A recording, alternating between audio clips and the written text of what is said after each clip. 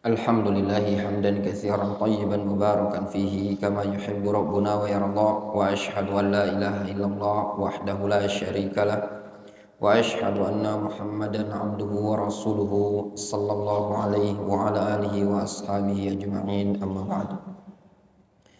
Kita masuk pada hadis yang berikutnya.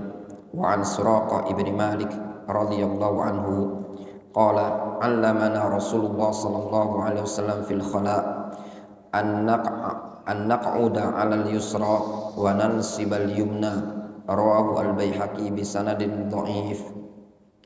Dari Suraqah ibnu Malik radhiyallahu anhu, beliau mengatakan Rasulullah sallallahu alaihi wasallam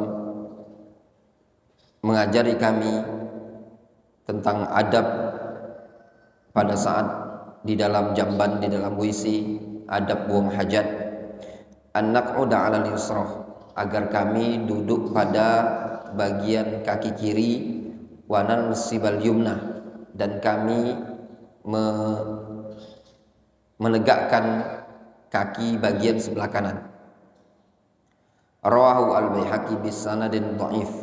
Kata Al-Hafidz Ibnu Hajar, ini hadis riwayat Baihaqi namun dengan sanad yang dhaif. Takhrijul hadis, hadis Suraqah ibni Malik, rawahu al-Bukhari, rawahu al-Baihaqi wa isnaduhu dhaifun jiddan. Fihi Muhammad ibnu Abdurrahman majhul wa rajulani mubhaman. Jadi dalam sanadnya ada Muhammad bin Abdurrahman, dia perawi yang majhul, dan ada dua perawi yang lain yang mubham. Adapun fikih hadis ini, masalah al-i'timad ala rijl al-yusra inda qada'il hajah, bersandar pada kaki sebelah kiri pada saat buang hajat.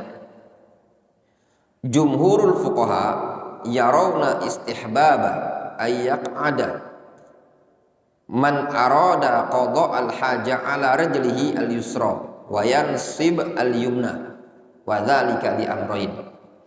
Jumhur berpandangan disunnahkan seseorang itu tatkala ingin buang hajat, dia duduk di atas kaki kirinya dan menegakkan kaki kanannya.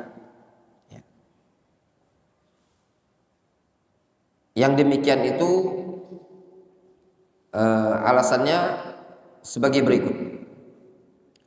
Awalan, yang pertama, hadis Suraqah yang kita baca tadi.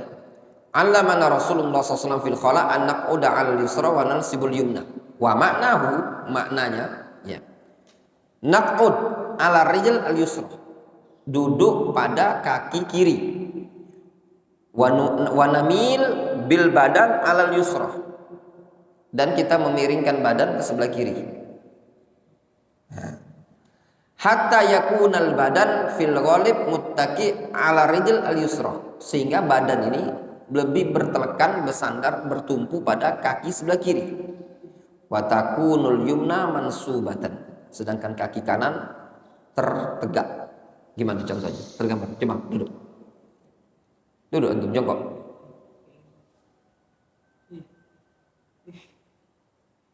Coba. Nah, kayak gitu. Yang kanannya tadi antum agak tegakkan. Lebih kurang kayak gitu. Tapi lebih miring tapi. Tergambar. Ya. Kayak gitu. Walau alam, mana agak kurang tergambar, apa lebih kurang kayak gitulah ya mungkin. Ya.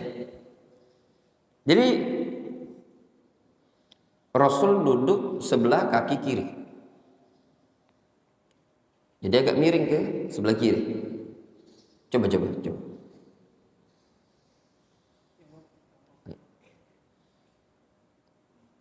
Al-muhim kayak gitu ya. Mungkin tanyakan yang lebih ngerti ya.